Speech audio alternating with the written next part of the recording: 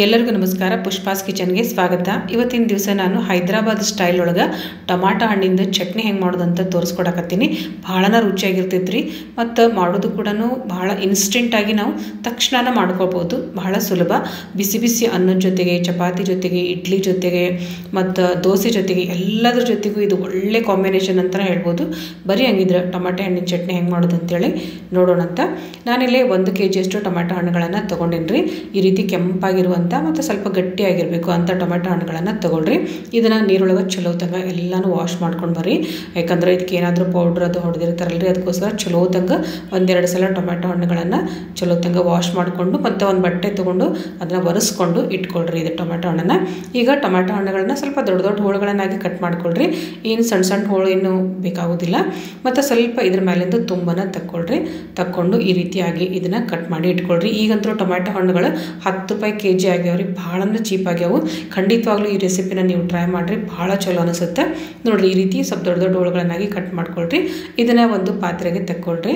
ಆ ಪಾತ್ರೆ ಕೂಡ ಒಣದೇ ಇರಬೇಕು, ಯಾವುದೇ ಕಾರಣಕ್ಕೂ ಇದು ಹಸಿ ಇರಬಾರ್ದು. ಈ ರೀತಿ ಒಂದು ಪಾತ್ರೆಗೆ ತಕ್ಕೊಂಡು ಇದನ್ನು ಸ್ವಲ್ಪ ಮೀಡಿಯಮ್ ಟು ಲೋ ಫ್ಲೇಮ್ ಒಳಗೆ ಇಟ್ಕೊಂಡು ಚಲೋ ತಂಗ ಫ್ರೈ ಮಾಡ್ಕೊಳ್ರಿ. ನೀರು ಏನು ಸೇರಿಸೋದು ಬೇಕಾಗೋದಿಲ್ಲ ಇದಕ್ಕೆ. ಈ ರೀತಿಯಾಗಿ ಒಂದು 3-4 ನಿಮಿಷ ಇದನ್ನು ಸ್ವಲ್ಪ ಫ್ರೈ ಮಾಡ್ಕೊಳ್ರಿ. ಫ್ರೈ ಮಾಡಿಕೊಂಡು ಇದೊಂದು ಸ್ವಲ್ಪ ನೋಡಿರಿ ಈ ರೀತಿಯಾಗಿ ಒಂದು ಸ್ವಲ್ಪ ಇದು ಹುರಿದಂಗೆ ಆಗೈತಿ ಅಂದಮೇಲೆ ನಾನಿಲ್ಲೇ 1 kgಗೆ 1 ಮುಷ್ಟಿಯಷ್ಟು ಅಂದರೆ ದೊಡ್ಡ ನಿಂಬೆಹಣ್ಣದ ಗಾತ್ರದಷ್ಟು 1 ನಿಂಬೆಹಣ್ಣು ಗಾತ್ರದಷ್ಟು ನಾನಿಲ್ಲಿ ಹುಣಸೆ ಹಣ್ಣನ್ನು ತೊಗೊಂಡಿನಿ. ಅಂದರೆ 1 kgಗೆ ಇಷ್ಟು ಹುಣಸೆ ಹಣ್ಣು ಬೇಕಾಗುತ್ತೆ. ಈಗ ಹುಣಸೆ ಹಣ್ಣು ಹಾಕ್ಕೊಂಡು ಮತ್ತೊಂದು 5-6 ನಿಮಿಷ ಇದನ್ನು ಚಲೋ ತಂಗ ಕುದಿಸ್ಕೊಳ್ರಿ. ಇದಕ್ಕೆ ನಾನು 1-1.5 ಚಮಚದಷ್ಟು ಉಪ್ಪನ್ನು ಸೇರಿಸ್ಕೊಂಡಿನಿ. ಇನ್ನೂ ಸ್ವಲ್ಪ ಬೇಕು ಅಂತಂದ್ರೆ ಆಮೇಲೆ ಟೇಸ್ಟ್ ನೋಡಿಕೊಂಡು ಸೇರಿಸ್ಕೊಳ್ರಿ. ಈಗ ಹುಣಸೆ ಹಣ್ಣು ಮತ್ತು ಉಪ್ಪು ಮತ್ತು ಟೊಮೆಟೊ 3 ಚೆನ್ನಾಗಿ ಕುದಿಸ್ಕೊಳ್ರಿ. ಅಂದ್ರೆ ಎಲ್ಲ ಮೆತ್ತಗಾಗಬೇಕು, ಆ ರೀತಿಯಾಗಿ ಕುದಿಸ್ಕೊಳ್ರಿ. ನೋಡಿರಿ ಈ ಥರ ಕುದಿಸ್ಕೊಂಡು ನಾನು ಕೆಳಗಿಳಿಸ್ಕೊಂಡಿನಿ. ಈಗ ಇದಕ್ಕೊಂದು ಅರ್ಧ ಚಮಚ ಅಷ್ಟು ಅರಿಶಿನ ಪುಡಿ ಮತ್ತು ಒಂದು ಬೌಲೊಳಗೆ ಒಂದು ಅರ್ಧ ಬೌಲಷ್ಟು ಅಂದರೆ ಒಂದು 4-5 ಚಮಚದಷ್ಟು ಟೀ ಸ್ಪೂನಷ್ಟು ನಾನಿಲ್ಲಿ ಖಾರ ಪುಡಿಯನ್ನು ಹಾಕ್ಕೊಂಡಿನಿ. ಖಾರ ನೀವು ನೋಡಿಕೊಂಡು ಹಾಕ್ಕೋಬೋದು. ಜಾಸ್ತಿ ತಿನ್ನೋರಿದ್ರೆ ಜಾಸ್ತಿ ಹಾಕ್ಕೊಳ್ರಿ. ಸ್ವಲ್ಪ ಖಾರ ಇದಕ್ಕೆ ಬೇಕಾಗುತ್ತೆ. ಎಲ್ಲ ಬಿಸಿ ಇದ್ದಾಗಲೇ ಇದನ್ನು ಹಾಕ್ಕೊಂಡು ಎಲ್ಲ ಚಲೋ ತಂಗ ಕಲಿಸ್ಕೊಳ್ರಿ. ಈಗ ಇದಕ್ಕೊಂದು ಮಸಾಲೆ ಮಾಡ್ಕೊತೀನಿ. 1.5 ಚಮಚದಷ್ಟು ಜೀರಿಗೆ ತೊಗೊಂಡಿನಿ, 1 ಚಮಚದಷ್ಟು ಸಾಸಿವೆ ತೊಗೊಂಡಿನಿ, ಒಂದು 1/4 ಚಮಚದಷ್ಟು ಮೆಂತ್ಯ ಮತ್ತು ಒಂದು 1/4 ಚಮಚದಷ್ಟು ಕರಿ ಜೀರಿಗೆ, ಕಲಂಜಿ ಅಂತಾರಲ್ಲ ಅದನ್ನು ತೊಗೊಂಡಿನಿ. ಈಗ ಇದನ್ನು ಚೆನ್ನಾಗಿ ನೀವು ಹುರ್ಕೋಬೇಕಾಗತ್ತೆ. ಈಗ ಒಂದು ಪಾತ್ರೆ ಒಳಗೆ ಹಾಕ್ಕೊಂಡು ಚಲೋ ತಂಗ ಸ್ವಲ್ಪ ಮೀಡಿಯಮ್ ಫ್ಲೇಮ್ ಇಟ್ಕೊಂಡು ತೀರಾ ಜೋರು ಇಟ್ಕೊಬೇಡ್ರಿ. ಚಲೋ ತಂಗ ಇದು ಅಂದರೆ ಹುರಿಬೇಕು, ಅಂದ್ರೆ ಎಲ್ಲ ಹಸಿ ಎಲ್ಲ ಹೋಗಬೇಕು ಇದರೊಳಗಿಂದು. ಆ ರೀತಿಯಾಗಿ ಚಲೋ ತಂಗ ಇದನ್ನು ಹುರ್ಕೊಳ್ರಿ. ನೋಡಿರಿ ಈ ಥರ ಸಾಸಿವೆ ಎಲ್ಲ ಚಟಪಟ ಅನ್ನೋ ಸ್ಟಾರ್ಟ್ ಆಗುತ್ತಲ್ಲ ಆವಾಗ ನೀವು ಬಿಡ್ರಿ. ಈಗ ಇದೆಲ್ಲ ಆರಿದ ಮೇಲೆ ಸಣ್ಣಗೆ ಪೌಡ್ರ್ ಮಾಡ್ಕೊಂಡು ಬರ್ರಿ ಮಿಕ್ಸರ್ ಒಳಗೆ. ನೋಡಿರಿ ಈ ಥರ ಸಣ್ಣಗೆ ಪೌಡ್ರ್ ಮಾಡಿ ಇಟ್ಕೊಳ್ರಿ. ಇದು ಮಸಾಲೆ ಭಾಳನೇ ಇಂಪಾರ್ಟೆಂಟ್ ರೀ ಇದು ಉಪ್ಪಿನಕಾಯಿಗೆ. ಈಗ ಈ ಮಸಾಲೆ ಎಲ್ಲ ಒಂದು ಬೌಲ್ ಒಳಗೆ ತೆಗೆದು ಇಟ್ಕೊಳ್ರಿ. ಈಗ ಅದೇ ಬೌಲ್ಗೆ ನಾನು ಒಂದು 10-12 ದೊಡ್ಡ ಬೆಳ್ಳುಳ್ಳಿನ ಹಾಕ್ಕೊತೀನಿ. ಅದನ್ನು ಸ್ವಲ್ಪ ಗ್ರೈಂಡ್ ಮಾಡ್ಕೊಂಡ ನಂತರ ಆರಿರುವಂಥ ಇದು ಟೊಮೆಟೊ ಹಣ್ಣಿಂದು ಕೆಚಪ್ ಇತ್ತಲ್ಲ ಇದ್ರೊಳಗೆ ಹಾಕ್ಕೊಳ್ರಿ. ಇದ್ರೊಳಗೆ ಹಾಕ್ಕೊಂಡು ಸಣ್ಣಾಗಿ ಇದನ್ನು ಮಿಕ್ಸಿ ಮಾಡ್ಕೊಂಡು ಬರ್ರಿ. ಒಂದು 2-3 ಒಪ್ಪೆ ಆಗುತ್ತೆ ರೀ ಇದು. ನೋಡಿರಿ ಈ ರೀತಿಯಾಗಿ ಸಣ್ಣಾಗಿ ಗ್ರೈಂಡ್ ಮಾಡ್ಕೊಂಡು ಬರಬೇಕು. ನೋಡಿರಿ ಈ ಥರ. ನಾನು ಮತ್ತೊಂದು ಒಬ್ಬಿಗೆ ಒಂದು ಸ್ವಲ್ಪ ಬೆಲ್ಲ ಸೇರಿಸ್ಕೊಂಡಿನಿ. ಬೆಲ್ಲ ನೀವು ಬೇಕು ಅಂದರೆ ಸೇರಿಸ್ಕೊಳ್ರಿ, ಬೇಡ ಅಂದರೆ ಸ್ಕಿಪ್ ಮಾಡಿದ್ರು ನಡಿತೈತಿ. ಕೆಲವೊಬ್ರು ಬೆಲ್ಲ ಸೇರಿಸಿಲ್ಲ, ಕೆಲವೊಬ್ರು ಸೇರಿಸ್ಯಾರ. ಅಂದರೆ ಭಾಳ ಹುಳಿ ಆದರೆ ಕೆಲವೊಬ್ರಿಗೆ ಇಷ್ಟ ಆಗೋದಿಲ್ಲಲ್ಲ, ಅದಕ್ಕೋಸ್ಕರ ಕೆಲವೊಬ್ರು ಬೆಲ್ಲ ಹಾಕ್ತಾರೆ, ಕೆಲವೊಬ್ರು ಹಾಕೋದಿಲ್ಲ. ನಾನು ಬೆಲ್ಲ ಹಾಕ್ಕೊಂಡಿನಿ, ಭಾಳನೇ ಟೇಸ್ಟ್ ಆಗೈತೆ ರೀ. ಮತ್ತು ಈಗ ಇದೆಲ್ಲ ಮಿಕ್ಸಿ ಮಾಡಿ ಇಟ್ಟಿದ್ದೆಲ್ಲರಿ ಮಸಾಲೆ, ಇದನ್ನೆಲ್ಲ ಸೇರಿಸ್ಕೊಳ್ರಿ. ನಾನು ಹೇಳಿರುವಂಥ ಅಳತೆಗೆ 1 kgಗೆ ಇದು ಮಸಾಲೆ ಕರೆಕ್ಟಾಗಿ ಆಗೈತಿ. ನೀವು ಇದು ಮಸಾಲೆನ ಸ್ವಲ್ಪ ಜಾಸ್ತಿನೂ ಮಾಡಿಟ್ಕೋಬೋದು. ಮಾಡಿಟ್ಕೊಂಡು ಆವಾಗವಾಗ ನೀವು ಈ ರೀತಿಯಾಗಿ ಉಪ್ಪಿನಕಾಯಿನ ಮಾಡಿಕೊಂಡ್ರೆ ತಕ್ಷಣಕ್ಕೆ ಅದು ಮಸಾಲೆಯನ್ನು ಆ್ಯಡ್ ಮಾಡ್ಕೋಬೋದು.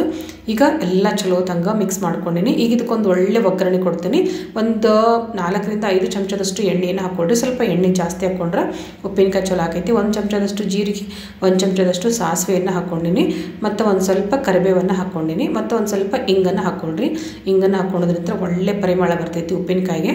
ಇದನ್ನೆಲ್ಲ ಚಲೋ ತಂಗ ಎಣ್ಣೆಯೊಳಗೆ ಫ್ರೈ ಮಾಡ್ಕೊಳ್ರಿ. ಮಾಡಿಕೊಂಡು ಬಿಸಿ ಬಿಸಿ ಇರುವಾಗಲೇ ಈ ಒಗ್ಗರಣೆಯನ್ನು ನಾನು ಉಪ್ಪಿನಕಾಯಿಗೆ ಹಾಕ್ಕೊತೀನಿ. ಹಾಕ್ಕೊಂಡು ಇದನ್ನೆಲ್ಲ ಚಲೋ ತಂಗ ಮಿಕ್ಸ್ ಮಾಡ್ಕೊಳ್ರಿ. ಒಂದು ಒಳ್ಳೆ ಪರಿಮಳ ಬರಾತೈತ್ರಿ. ಇದ್ರದ್ದು ಮಸಾಲೆ ಘಮ ಅಂತ ಮಸ್ತ್ ಇರ್ತೈತ್ರಿ. ಇದನ್ನು ನೀವು ಮಾಡಿ 1 ತಿಂಗಳದವರೆಗೂ ನೀವು ಕಡೆಗಿಟ್ಕೋಬೋದು.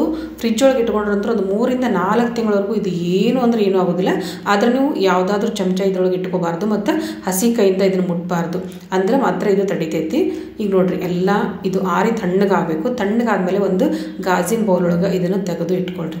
ನೋಡಿರಿ ಈ ರೀತಿಯಾಗಿ ಒಂದು ಗಾಜಿನ ಬೌಲ್ ಒಳಗೆ ನಾನು ತೆಗೆದಿಟ್ಕೊಳಕತ್ತೀನಿ.